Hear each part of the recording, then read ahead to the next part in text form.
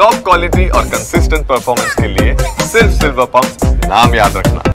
ನಿನ್ನೆಯೂ ವಿಧಾನಸಭೆಯಲ್ಲಿ guarantee ಗುದ್ದಾಟ ಮುಂದುವರೆದಿತ್ತು. Guarantee ಯೋಜನೆಗೆ BJP ವಿರೋಧ ಇಲ್ಲ. ಆದರೆ ಗ್ಯಾರಂಟಿ ಯೋಜನೆ ಅನುಷ್ಠಾನ ಸಮಿತಿಗೆ ಕಾಂಗ್ರೆಸ್ ಕಾರ್ಯಕರ್ತರನ್ನ ನೇಮಿಸಿ ಅವರಿಗೆ ಗೌರವಧನ ನೀಡ್ತಾ ಇರುವುದಕ್ಕೆ ಕೆರಳಿರುವ ಕೇಸರಿ ಪಡೆ ಸದನದ ಹೊರಗೂ ಒಳಗೂ ಹೋರಾಟ ನಡೆಸಿದ್ರು. ಆದರೆ ಕಾರ್ಯಕರ್ತರ ನೇಮಕವನ್ನ ಕಾಂಗ್ರೆಸ್ ನಾಯಕರು ಸಮರ್ಥಿಸಿಕೊಂಡಿದ್ದಾರೆ. ಕಾಂಗ್ರೆಸ್ ಕಾರ್ಯಕರ್ತರಿಗೆ ನೀಡಿರುವ ಸಿದ್ದರಾಮಯ್ಯ ಸರ್ಕಾರಕ್ಕೆ ಗ್ಯಾರಂಟಿ ಅನುಷ್ಠಾನ ಸಮಿತಿ ವಿರುದ್ಧ ನಿಲ್ಲದ ಸಮರ.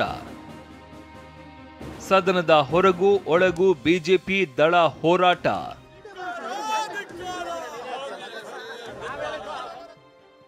ರಾಜ್ಯ ಸರ್ಕಾರ 5 ಗ್ಯಾರಂಟಿ ಯೋಜನೆಗಳ ಅನುಷ್ಠಾನದ ಮೇಲ್ವಿಚಾರಣೆಗಾಗಿ ರಾಜ್ಯ, ಜಿಲ್ಲಾ ಮತ್ತು ತಾಲೂಕು ಮಟ್ಟದಲ್ಲಿ ಕಾಂಗ್ರೆಸ್ ನಾಯಕರು ಕಾರ್ಯಕರ್ತರನ್ನ ನೇಮಕ ಮಾಡಿದೆ. ಇದರ ವಿರುದ್ಧ 2ನೇ ದಿನವೂ ಬಿಜೆಪಿ ಮತ್ತು ಜೆಡಿಎಸ್ ಸದಸ್ಯರು ಸದನದ ಒಳಗೆ ಮತ್ತು ಹೊರಗೆ ಪ್ರತಿಭಟನೆ ನಡೆಸಿದ್ರು. ಗ್ಯಾರಂಟಿಯಿಂದ ಶಾಸಕರ ಹಕ್ಕು ಮೊಟಕುಗೊಳ್ತಾ ಇದೆ. ಇದನ್ನ ರದ್ದು ಮಾಡಬೇಕು. ಜನರ ತೆರಿಗೆ ಹಣವನ್ನ ನಿಮ್ಮ ಪಕ್ಷದ ಕಾರ್ಯಕರ್ತರಿಗೆ ಕೊಡೋದಕ್ಕೆ ಬಳಸಬಾರದು ಅಂತ ಆಕ್ರೋಶ ಹೊರಹಾಕಿದ್ರು. ಆದರೆ ಬಿಜೆಪಿ ಆರೋಪಗಳಿಗೆ ಡಿಸಿಎಂ ಡಿಕೆ ತಿರುಗೇಟು ನೀಡಿದ್ದಾರೆ. ನಾವು ಆ ರೀತಿ ಮಾಡಿಲ್ಲ. ಅವ್ರಿಗೆ ನಾವೇನು ಹಣ ಗೌರವಧನ ಕೊಡ್ತಾ ಇದೀವಿ. ಡಿ.ಕೆ. ಶಿವಕುಮಾರ್ ಏನ್ ಹೇಳಿದ್ದಾರೆ, ಏನ್ರಿ ಅವ್ರು ನಮ್ಮನ್ನು ಗೆಲ್ಸಿರೋರಿಗೆ ನಾವು ಋಣ ತೀರ್ಸ್ಬೇಕಲ್ಲ ಅಂತ. ಅಪ್ಪ, ನೀನ್ ಋಣ ತೀರ್ಸ್ಬೇಕಾದ್ರೆ ಈಗ 60% ಕಮಿಷನ್ ಹೊಡಿತಾ ಇದೆಯಲ್ಲ, ಆ ಕಮಿಷನ್ 60% ಹೊಡೆದಿದ್ದೀರಲ್ಲ, ಅದರಲ್ಲಿ ಒಂದು 10% ಇವ್ರು ಕೊಡ್ರಿ. ಶಾಸಕರ ಹಕ್ಕನ್ನ ಮೊಟಕುಗೊಳಿಸ್ತಕ್ಕಂಥ ಕೆಲಸವೂ ಕೂಡ ಈ ಗ್ಯಾರಂಟಿ ಅಧ್ಯಕ್ಷಗಳಿಂದ ಆಗ್ತಾ ಇದೆ. ಗೌರವಾನ್ವಿತ ರಾಜ್ಯಪಾಲರಲ್ಲಿ ಅಹವಾಲನ್ನ ಮನವಿಯನ್ನ ಕೊಟ್ಟಿದ್ದೇವೆ, ಅವರು ಕೂಡ ಸ್ವೀಕಾರ ಮಾಡಿದ್ದಾರೆ. MLAಗಳ ಅಧಿಕಾರನ ನಾವೇನು ಕಿತ್ಕೊಂಡಿಲ್ಲ. MLAಗೆ ಏನು ಅಧಿಕಾರ ಇರ್ತದೆ ಅದು ಮುಂದುವರಿತದೆ. ಆದರೆ ಅನುಷ್ಠಾನ ಸಮಿತಿನ ಹೊಸದಾಗಿ ನಾವು ರಚನೆ ಮಾಡಿದ್ವಿ. ಇನ್ನು ಬಿಜೆಪಿ ಆರೋಪಗಳಿಗೆ ವಿಧಾನಸಭೆಯಲ್ಲಿ ಪ್ರತ್ಯುತ್ತರ ನೀಡಿದ ಸಿಎಂ ಸಿದ್ದರಾಮಯ್ಯ, ಗ್ಯಾರಂಟಿ ಅನುಷ್ಠಾನ ಸಮಿತಿಯಾಗಲಿ ಸಮಿತಿಯಲ್ಲಿ ಇರುವ ಕಾರ್ಯಕರ್ತರನ್ನ ಬದಲಾಯಿಸಲ್ಲ, ಆದರೆ ಶಾಸಕರ ಹಕ್ಕಿಗೆ ಚ್ಯುತಿ ಬಾರದ ಹಾಗೆ ನೋಡಿಕೊಳ್ತೀವಿ ಅಂತ ಹೇಳಿದ್ರು. ಯಾವ MLAಗಳಿಗೂ ಅವರ ಹಕ್ಕುಗಳಿಗೆ ಚ್ಯುತಿ ಬರದೇ ರೀತಿಯಲ್ಲಿ ನೋಡ್ಕೊಳ್ತಕ್ಕಂಥ ಕೆಲಸವನ್ನ ಮಾಡ್ತೀವಿ. ಕಲಾಪದಲ್ಲಿ ಕೆಪಿಎಸ್ಸಿ ಭ್ರಷ್ಟಾಚಾರ ವಿರುದ್ಧವೂ ಸದ್ದು. ಮರುಪರೀಕ್ಷೆಗೆ ಬಿಜೆಪಿ ಆಗ್ರಹ, ಕೋರ್ಟ್ ಆದೇಶ ಬರಲಿ ಎಂದ ಸಿಎಂ.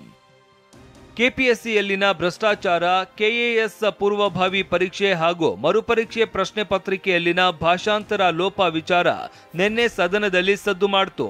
ನಿಲುವಳಿ ಸೂಚನೆ ಮಂಡಿಸಿ ಮಾತನಾಡಿದ್ದ ಬಿಜೆಪಿ ನಾಯಕರು ಕೆಎಎಸ್ ಮರುಪರೀಕ್ಷೆಗೆ ಆಗ್ರಹಿಸಿದ್ರು.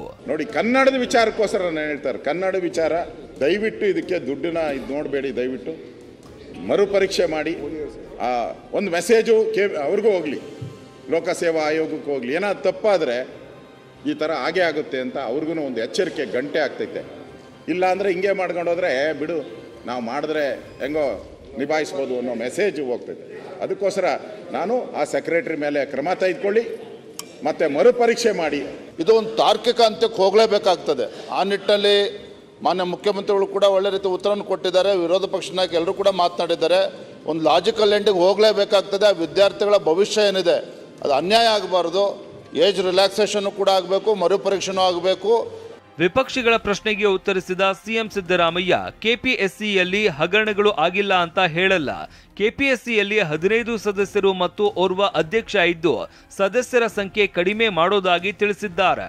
ಕೆಎಎಸ್ ಪರೀಕ್ಷೆ ವಿಚಾರ ಕೋರ್ಟ್ನಲ್ಲಿ ಇರುವ ಕಾರಣ ಮರುಪರೀಕ್ಷೆ ಮಾಡೋದಕ್ಕೆ ಆಗಲ್ಲ ಅಂತ ಸ್ಪಷ್ಟಪಡಿಸಿದ್ರು. ಮೀಟಿಂಗ್ ಮಾಡಿ ವಿರೋಧ ಪಕ್ಷದವರ ಸಲಹೆಗಳನ್ನು ಕೂಡ ತಗೊಳ್ತೀನಿ. ಸರಿ ಮಾಡೋಣ, ಒಟ್ಟಿಗೆ ಕೆಪಿಎಸ್ಸಿನ ಸರಿ ಮಾಡೋಣ. ಮರುಪರೀಕ್ಷೆ ಮಾಡಲಿಕ್ಕೆ ನಾನೇನು ಹಿಂದೇಟು ಹೊಡೆಯಲ್ಲ. ಅಥವಾ ಮರುಪರೀಕ್ಷೆ ತೀರ್ಮಾನ ಮಾಡೋರು, ಮರುಪರೀಕ್ಷೆ ಮಾಡಬೇಕು ಅಂತ ತೀರ್ಮಾನ ಮಾಡೋರು ಕೆಪಿಎಸ್ಸಿ ಅವರೇ. ನಾನು ಆದೇಶ ಕೊಡೋಕ್ಕಾಗಲ್ಲ. ನೋಡಿ, ನೀವು ಒಬ್ಬ ಮೆಂಬರ್ ತೆಗೆದಾಕ್ಬೇಕಾದ್ರೆ ನೀವು ಗೊತ್ತಿರಬೇಕಲ್ವಾ, ಒಬ್ಬ ಮೆಂಬರ್ ತೆಗೆದಾಕ್ಬೇಕಾದ್ರೆ ಸುಪ್ರೀಂ ಕೋರ್ಟ್ ಒಪ್ಕೋಬೇಕು, ರಾಷ್ಟ್ರಪತಿಗಳು ತೆಗಿಬೇಕು. ಕೋರ್ಟ್ನಲ್ಲಿ ಮ್ಯಾಟರ್ ಇರೋದ್ರಿಂದ, 2 ಪ್ರಕರಣಗಳಿಗೆ ಪಾಯಿಂಟ್ ಬರೋದ್ರಿಂದ ನಾನೇ ಮರುಪರೀಕ್ಷೆ ಮಾಡಿ ಅಂತ ಹೇಳಲಿಕ್ಕೆ ಅವಕಾಶ ಇಲ್ಲ. ಅದೇನೇ ಆಗ್ಲಿ, ಕೆಪಿಎಸ್ಸಿ ಎಡವಟ್ಟಿನಿಂದ ಕನ್ನಡ ಅಭ್ಯರ್ಥಿಗಳಿಗೆ ಅನ್ಯಾಯವಾಗಿದೆ. ಸರ್ಕಾರ ಕೇವಲ ಬಾಯಿ ಮಾತಿಗೆ ಸೀಮಿತವಾಗದೆ ಸೂಕ್ತ ಕ್ರಮ ಕೈಗೊಳ್ಳಬೇಕಿದೆ. Bureau report, TV9.